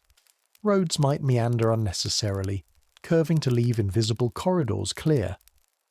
Fences could bow around trees, or small gaps left in hedgerows to maintain alignment. Even common practices, such as planting rows of crops or situating wells, were guided by awareness of the fairy paths. The paths were alive, persistent, and respected, silently shaping both the physical and cultural landscape. Storytellers recount other subtle interactions. In one village, children playing near a hawthorn reported that the grass shimmered faintly where the path passed. An old woman placed a small bowl of milk beneath the tree each evening, acknowledging the path. Over time, the village noticed fewer disturbances. Doors remained still at night, animals slept calmly, and a quiet harmony settled across the streets. The offering, coupled with awareness of the path, maintained balance between the visible and invisible networks threading through the village. Nightly, the Sidhe travelled these village corridors with the same discipline they maintained in fields and hills. Their movements were precise, unwavering, and almost imperceptible, yet humans experienced the effects. Doors might creak, shadows seemed to flicker, or footsteps were faintly audible. None of this was threatening. It was the rhythm of the otherworld brushing gently against the human world. Villagers learned to accommodate, leaving subtle gaps in fences, adjusting gates, or offering small tokens to maintain uninterrupted passage. Festivals and seasonal changes amplified awareness. During Samhain or Beltane, the veil between worlds thinned and fairy activity increased. Pathways through villages became subtly more animated. Lights shimmered in mists, faint laughter drifted through quiet streets, and animals responded to invisible energies. Houses and farms built with respect continued undisturbed. Those placed carelessly experienced minor disturbances, reinforcing the lesson that the paths must remain unobstructed. The roads through villages are more than routes. They are living corridors of energy and memory. Each alignment, gap, or oddly curved fence is a testament to centuries of observation and adaptation. The Sidhe, moving silently, maintain the network, ensuring that mounds, trees, and forts remain connected, while human residents learn to live in harmony with this unseen geometry. Every street, every yard, and every pathway is a node in this vast invisible lattice. Visualize a quiet village at twilight. Smoke curls gently from chimneys, the last light fades behind the hills, and a hawthorn marks the edge of a field. Between the trees and cottages, the Sidhe move along straight, invisible lines, pausing at waypoints, exchanging subtle signals between nodes. Grass bends faintly under their presence, shadows flicker softly across walls, and the air hums with gentle energy. Observant villagers leave small offerings, allowing the nightly journey to proceed unimpeded. Harmony prevails. Storytelling emphasizes the subtle choreography of these village roads. Unlike human roads, which curve and twist for convenience, the fairy paths are unbending and exact. Their discipline shapes the village layout, the behavior of animals, and even human attention. The village itself becomes a space where the ordinary and the extraordinary coexist, where respect and observation maintain balance, and where the invisible highways of the Sidhe guide both the land and those who dwell upon it. In modern times, echoes of these adaptations remain. Oddly angled walls, gaps in hedgerows, and solitary trees in fields hint at the legacy of the fairy paths. Even if the original awareness has faded, the landscape preserves its geometry. The roads through villages remind us that some paths are invisible but enduring, that balance can be maintained through attentiveness and acknowledgement, and that coexistence with the unseen is both subtle and profound. And so, as night deepens and the village sleeps, the fairy paths continue their silent journey. The mounds anchor the lines, the sacred trees guide movement, and the Sidhe travel precisely along the invisible corridors. Streets curve, fences bow, and gaps remain unfilled, all honouring the unbending logic of the paths. In this quiet, subtle dance, the village rests in harmony, and the invisible roads of the Sidhe continue to thread through hills, fields and homes, eternal, disciplined and unbroken. As the sun dips behind the hills and the sky deepens into shades of lavender and soft indigo, the world begins to hush. In these quiet moments, known as twilight, the boundary between the human world and the unseen network of the Sidhe becomes thin. Folklore calls this the hour of twilight rituals, a time when small gestures of acknowledgement ensure that the fairy paths remain unbroken, and that nightly crossings proceed without disturbance. These rituals are subtle, quiet, and deliberate, perfect for those who listen with care and move with respect. Villagers and farmers long ago knew that twilight was sacred. The light changes gradually, shadows lengthen, and the air seems charged with an almost imperceptible energy. At this hour, the Sidhe prepare to travel along the invisible roads connecting mounds, hawthorns, and sacred oaks. Humans, observing these changes, would pause their work, leave small offerings, or recite quiet words of acknowledgement. Even a simple act, like setting down a bowl of milk beneath a hawthorn, or placing a few crumbs at a mound, carried significance. It was a conversation conducted in silence, bridging the visible and invisible worlds. One story tells of a small cottage near a cluster of ancient mounds. Each evening at twilight, the children would leave a bit of bread beneath a hawthorn and watch from a distance as the air seemed to shimmer ever so slightly. Sometimes a faint rustling of grass or a soft laugh could be heard, but no figure appeared. The villagers understood that these were signs of Sidhe passage, their nightly crossings beginning along the invisible path. The offerings, simple though they were, ensured that the household slept peacefully and that livestock remained calm. Twilight rituals also reinforced alignment with the fairy paths. By placing small markers or tokens at key nodes, the base of a hawthorn, a mound, or a corner post, humans subtly communicated respect for the straight lines the Sidhe followed. The rituals were never loud or dramatic. They required patience, observation, and gentle action. A bowl of milk, a sprig of herbs, or even a small carved wooden charm was sufficient. The effectiveness lay not in grandeur but in mindfulness and consistency. Visualize the scene, a field bathed in soft violet light, mist curling along the ground. A lone hawthorn stands sentinel, its branches silhouetted against the fading sky. At the edge of the field, a small bowl of milk glints faintly in the twilight. The air seems to ripple gently, carrying a subtle hum. In imagination, one can sense the Sidhe moving along the straight line connecting the hawthorn to a distant mound.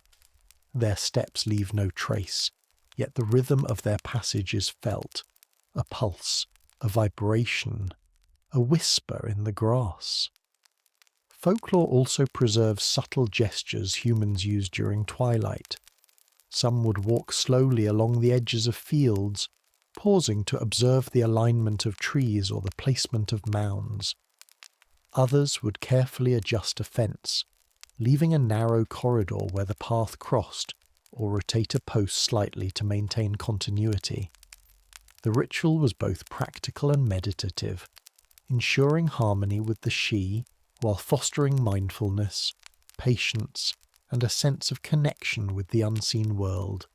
seasonal festivals amplified the importance of twilight rituals, where during Samhain, when the veil between worlds thinned, offerings were placed more frequently, and households paid close attention to subtle signs.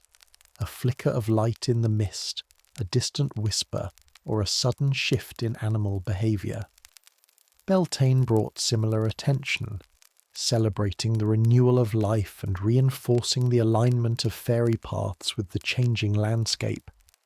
These rituals, repeated through generations, shaped both the physical and cultural fabric of villages, fields, and homes. Twilight rituals also provided a means of education and transmission of knowledge. Children learned to notice subtle signs, a tree that bent slightly, grass that shimmered, or a mound that seemed to hum faintly. Elders passed down instructions, leave offerings at specific times, pause to observe alignment, and never obstruct a path. These lessons were gentle, sleep-friendly, and deeply respectful, ensuring that each generation maintained awareness of the invisible network threading through the land. The Sidhe themselves, moving along the paths, responded to these gestures. Offerings left with care were acknowledged with subtle signals, grass bending, shadows flickering, or the faintest hint of movement along a line. No words were exchanged, no traces left behind. Only a quiet acknowledgement that humans recognized and respected the unyielding geometry of the paths. The nightly rhythm continued, uninterrupted, and harmony between worlds endured. Twilight rituals were also an invitation to mindfulness. They slowed human activity, drawing attention to the subtle details of the landscape. Observing the alignment of hedgerows, the placement of trees, and the contours of mounds encouraged attentiveness and patience. These quiet acts of awareness were not mere superstition, but a form of meditation, reinforcing human participation in the ongoing flow of the unseen highways. Imagine standing quietly at the edge of a field, the last light fading behind the hills. A hawthorn marks a node, a distant mound another. You leave a small token at the base, pause to observe the subtle shifts in air and shadow, and step back. The Sidhe move silently along the invisible line, their path unbroken. The land hums softly, the mounds and trees anchor the journey, and harmony persists. The twilight ritual, small and deliberate, ensures that both human and otherworldly rhythms continue in balance. And so, twilight rituals remain a quiet testament to respect, mindfulness, and coexistence.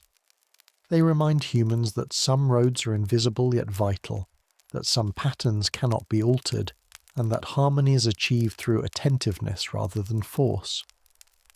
Through these small gestures, bowls of milk, sprigs of herbs, careful observation, the network of fairy paths remains unbroken, and the Sidhe continue their disciplined, precise, and eternal nightly crossings. In this gentle dialogue, human life and the unseen world move together in quiet alignment, a lullaby whispered across centuries of Irish hills, fields, and villages. The fairy paths of Ireland are more than invisible roads threading through hills, meadows, and villages. They are teachers, whispering lessons in patience, respect, and attentiveness. For centuries, humans have observed the Sidhe moving along these precise lines, pausing at mounds, resting beneath hawthorns, and threading between forts. Through quiet observation, subtle offerings, and careful adaptation, villagers learn to live in harmony with the unseen network. These lessons, though ancient, remain profound and timeless. One of the earliest lessons is patience. The Sidhe move according to their own rhythm, precise and unyielding.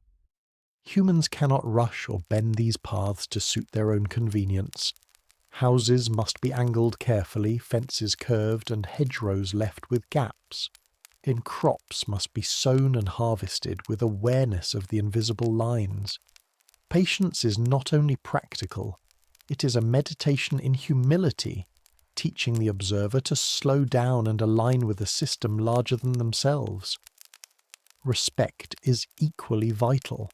Every mound, hawthorn, and sacred tree is a waypoint, a node in a network older than memory. To ignore them is to risk subtle disturbances, rattling doors, uneasy livestock, or restless sleep.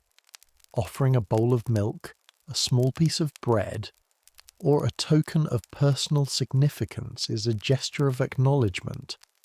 These small acts teach humans that harmony with the land requires attention, intention, and reverence. Respecting the paths ensures not only peace for oneself, but for all who dwell nearby. Another lesson comes from observation. Farmers, children, and villagers learn to read signs in the land, grass that bends, shadows that flicker, or animals that hesitate at certain points.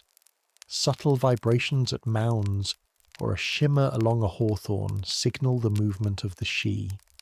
By observing these cues, humans anticipate disruptions before they occur, adjusting fences, relocating posts, or leaving offerings. Observation becomes a form of mindfulness, a slow awareness of rhythm and energy that connects the visible and invisible worlds. Storytelling often emphasizes adaptation. The paths are unyielding, but humans are flexible. Oddly angled walls, curved fences, gaps in hedgerows, and rotated houses all reflect the subtle negotiation between human needs and the discipline of the Sidhe. Adaptation requires humility and attentiveness, and through it, as generations of villagers learn to coexist with invisible lines of energy threading across the countryside. A less tangible, yet equally important lesson is balance. The fairy paths are precise, straight, and unbending. Humans are encouraged to align their actions, small though they may be, with the flow of the land. Twilight rituals, offerings, and careful observation create a rhythm that balances human activity with the discipline of the Sidhe. In return, life flows more harmoniously. Sleep is calm, livestock are steady, and the land feels alive yet peaceful. The paths also teach respect for boundaries.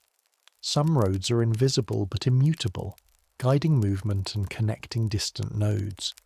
Humans learn that not every space is theirs to alter, that some patterns exist independently, and that forceful interference leads to unrest.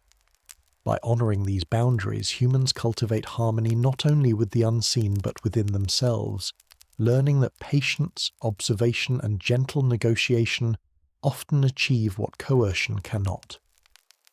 There is also a lesson in continuity. The Sidhe move along the same lines generation after generation, their discipline preserving networks across centuries. Humans too are part of this continuum. Children are taught to leave offerings, elders pass down knowledge, and families observe alignment in homes and fields. Life is threaded into an enduring pattern, a quiet testimony that patience, respect, and observance link the past, present, and future. Visualizing these lessons is a meditation in subtlety. Imagine a misty field at twilight. A hawthorn stands sentinel, a mound rises gently in the distance, and a faint shimmer suggests the passage of Sidhe along a straight line. A bowl of milk rests beneath the tree left by careful hands.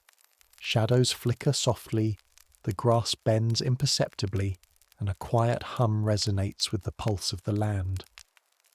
This scene embodies patience, respect, observation, adaptation, balance, and continuity, the core teachings of the fairy paths. Folklore emphasizes that these lessons extend beyond the physical. They guide human thought, behavior, and even dreams. Observing the paths encourages mindfulness, cultivating calm attention and a slow awareness of the world. Offering acknowledgement fosters generosity and humility, Adapting to the rules of the network teaches flexibility and creative problem solving. Even the simple act of walking carefully near a mound or hawthorn encourages presence, grounding humans in both the seen and unseen landscapes. The fairy paths also remind humans of coexistence. The Sidhe are disciplined, precise, and unyielding, yet their presence is subtle and non-threatening. By following their rules, leaving space, honouring nodes, observing alignment, humans live in harmony with another world. Coexistence is achieved not through domination but through attentiveness, understanding, and gentle participation in the ongoing rhythm of the land. In essence, the lessons of the path form a quiet meditation. They teach humans to slow down, notice subtle patterns, and respect forces beyond sight. They illustrate that harmony is maintained through observation, intention, and small gestures of acknowledgement. And they offer a lullaby for the mind. In respecting the discipline of the Sidhe, humans cultivate peace, as a patience and a deep connection to the land and its invisible highways. As night deepens and the Sidhe move silently along their straight lines, humans resting in their cottages may sense the quiet pulse beneath their feet. Mounds hum softly, hawthorns stand sentinel, and hedgerows maintain gentle curves to honour the paths. Through centuries these lessons have endured. Patience, respect, observation, adaptation, balance, continuity, and coexistence. In following the rhythm of the fairy paths, humans and the otherworld move together in quiet harmony, an eternal lullaby whispered across Ireland's hills, fields, and villages. The fairy paths of Ireland are precise, unbending, and ancient. For centuries, humans have learned to respect them, to leave offerings, and to adapt structures to avoid obstruction. Yet, there are stories, whispered through generations, of moments when these paths were disturbed, whether by accident, oversight, or human ambition. Even small disruptions, though not overtly dangerous, create ripples across the land, subtle shifts that remind all who dwell nearby of the discipline and patience of the Sidhe. In one tale, a family built a new barn across a field, unaware that a straight fairy path ran between two distant mounds. Foundations were levelled, walls raised, and roof secured. At first, nothing seemed amiss, but soon small signs appeared. Doors rattled at night, the livestock grew restless, and children woke with dreams of wandering figures in misty fields. No harm came, yet the household felt unease and misalignment. Only when the barn was slightly rotated, leaving a narrow corridor along the path, did the disturbances fade. The land, the Sidhe, and the humans restored their quiet balance. Folklore is filled with other subtle consequences. Crops might fail unexpectedly, fences lean without wind, or wells seem to lose their clarity. Doors creak for no reason, and shadows flicker in the evening light. These are not curses or malicious acts. They are the language of the paths, a gentle insistence that their straight lines must remain unbroken. The Sidhe do not seek revenge. They signal imbalance, encouraging humans to notice, adjust, and restore harmony. Sometimes the disturbance is accidental. Children chasing a ball across a meadow, livestock wandering near a hawthorn, or a careless post inserted in a hedge may inadvertently block a path. The response is subtle but perceptible. A gentle vibration in the grass, a soft shimmer along a mound, or a faint whisper in the wind. The land itself seems to murmur, a reminder that the invisible network continues to operate, precise and disciplined, regardless of human activity. Other times, disruption is caused by ambition or oversight. Expanding a home, straightening a fence, or ploughing a field in ignorance of alignment can interfere with a path. Humans may notice small disturbances accumulating, shadows dancing strangely, doors refusing to stay closed, animals hesitant to enter certain areas. These signs are warnings, gentle yet persistent, urging observation, adaptation, an acknowledgement of the Sidhe's unbending highways. The stories teach a critical lesson. The paths are patient but persistent. They endure across centuries, yet they cannot bend to human will. When disturbed, they signal imbalance, not through fear or harm, but through subtle discomfort and disruption. Respectful adjustment, leaving corridors, rotating posts, placing offerings, restores equilibrium. Humans are reminded that coexistence with the invisible requires attentiveness, patience, and humility. Imagine a quiet evening in a misty village. A hawthorn stands near the edge of a field, a mound rises on the horizon, and a house has been extended carelessly across the line. Shadows flicker in the soft light. A faint hum vibrates through the grass and doors rattle gently with no wind. The Sidhe move along their paths. I am precise and disciplined, yet the corridor is blocked. A small offering's placed, the fence adjusted, and the house rotated slightly. The disturbance fades, the hum softens, and harmony is restored. This gentle narrative illustrates the patient persistence of the fairy paths and the careful cooperation required to live alongside them. The subtle disturbances also carry symbolic weight. They remind humans that some forces are larger than themselves, that some patterns exist independently, and that careful observation and respectful action maintain harmony. The fairy paths teach that balance is achieved not by force, but by gentle acknowledgement and attentiveness to the flow of life, both visible and unseen. Folklore further emphasizes that disturbances are rarely catastrophic. The Sidhe do not seek revenge. They communicate through subtle means. The rustling of leaves, a shimmer of mist, or a vibration in the earth signals the need for attention.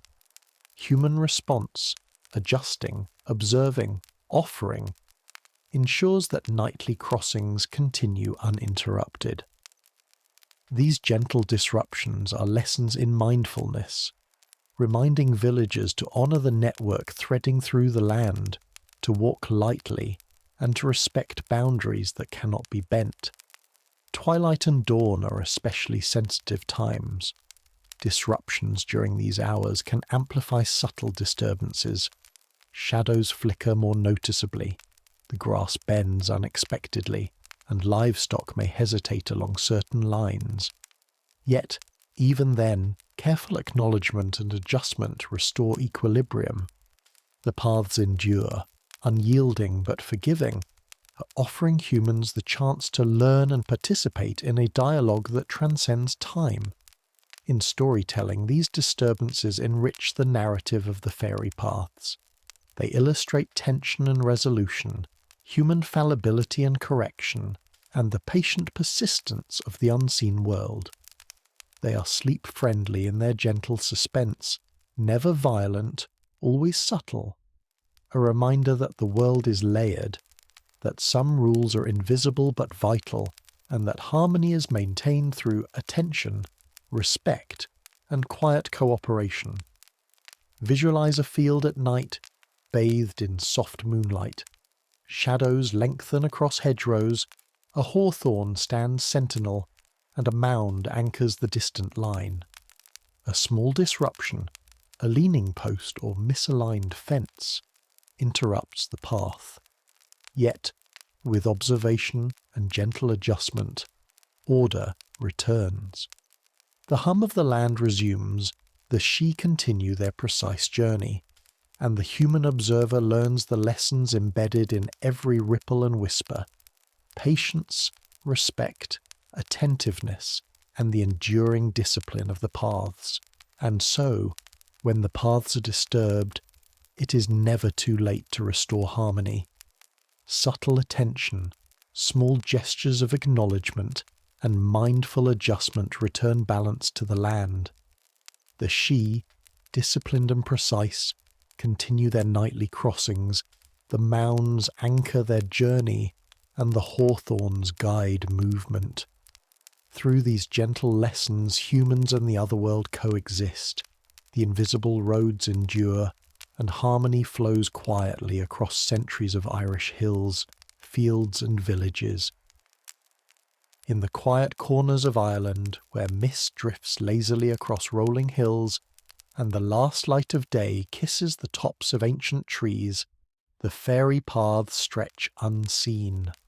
They wind between mounds, hawthorns, oaks, and ashes, precise and unbending, connecting the visible world with the hidden. Those who know to look carefully understand that the Sidhe move along these paths with silent discipline, guardians of a network older than memory, threading together mounds, forts, and sacred trees. The mounds serve as anchors, whispering points along the invisible roads. Soft vibrations, faint rustlings, and subtle shifts in the grass mark the Sidhe's passage, signals that are sensed rather than seen. Hawthorns, standing solitary or at field edges, guard junctions, their branches marking waypoints. Oaks and ashes provide stability, with their deep roots grounding the flow of movement and energy. Together, these guardians maintain the invisible highways, ensuring that nightly crossings proceed uninterrupted, precise, and eternal. Humans, once attuned to these rhythms, participate in the dialogue between worlds. Simple offerings, a bowl of milk, a few crumbs of bread, a sprig of herbs, act as gestures of respect, acknowledgement, and harmony.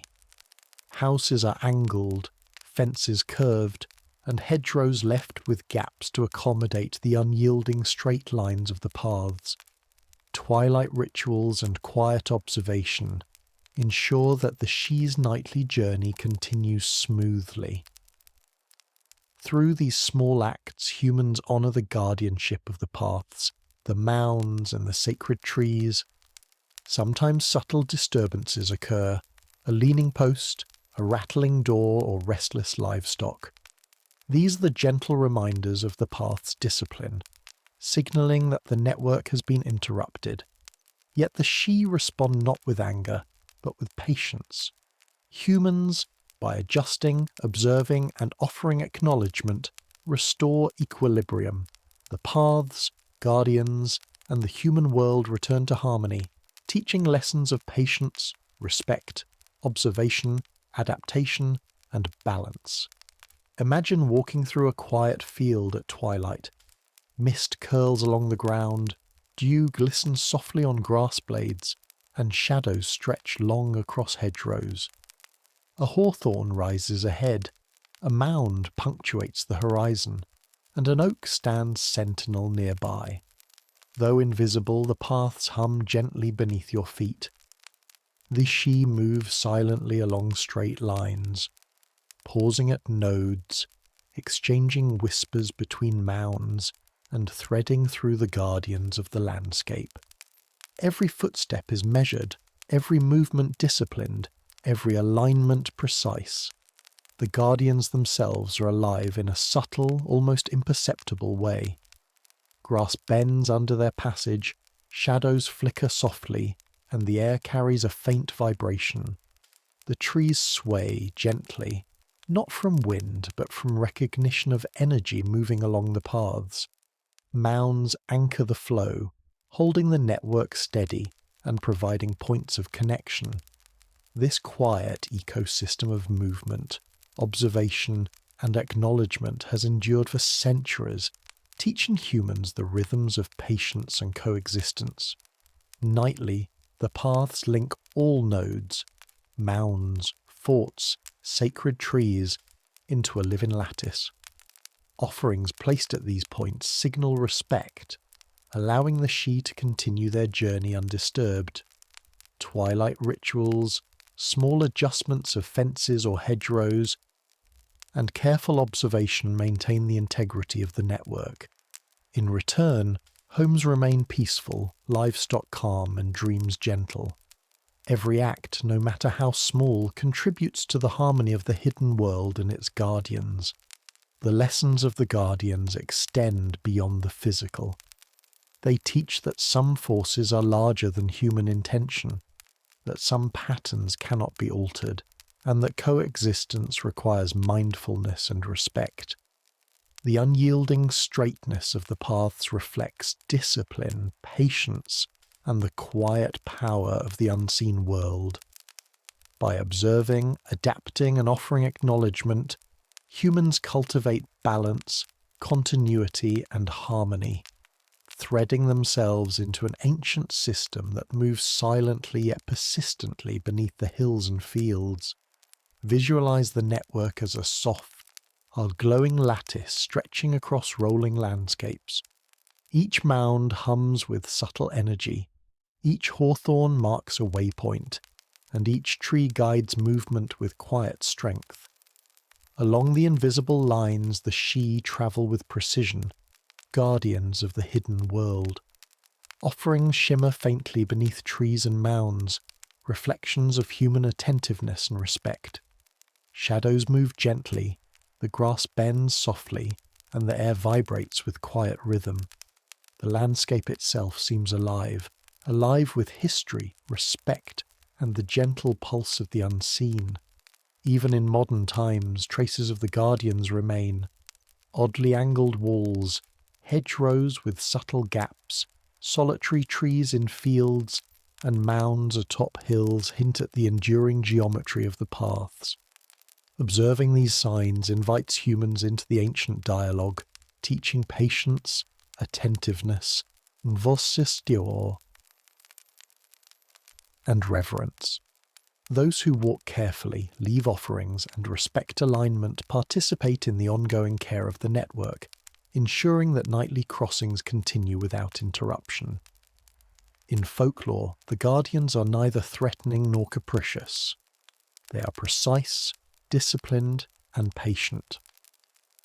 When disturbances occur, subtle signals guide humans to restore balance. When respect is offered, harmony flourishes. Through these interactions, the hidden world teaches quiet lessons. Observe, acknowledge, adapt, and coexist. Life flows gently, weaving the visible and invisible into a tapestry of order, rhythm, and gentle magic. As darkness settles and the last light fades behind the hills, the Sidhe continue their nightly journey.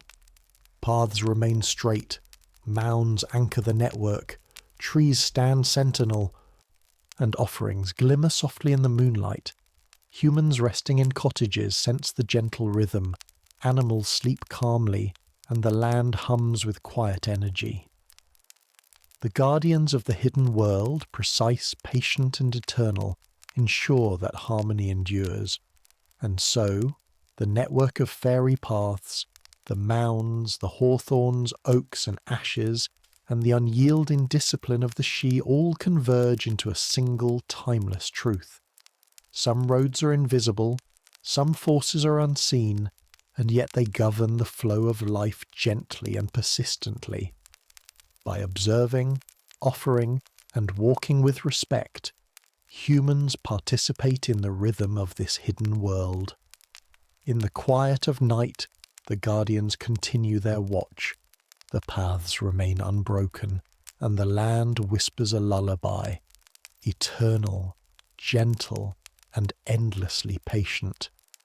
Sleep now, knowing that beneath the hills, across the meadows and between the sacred trees, the Sidhe move with disciplined grace. The invisible roads of Ireland remain precise, the guardians vigilant, and the balance between worlds preserved. Here, in the soft mist of hills and fields, the hidden world hums quietly, inviting all who listen to rest in harmony with its eternal gentle rhythm.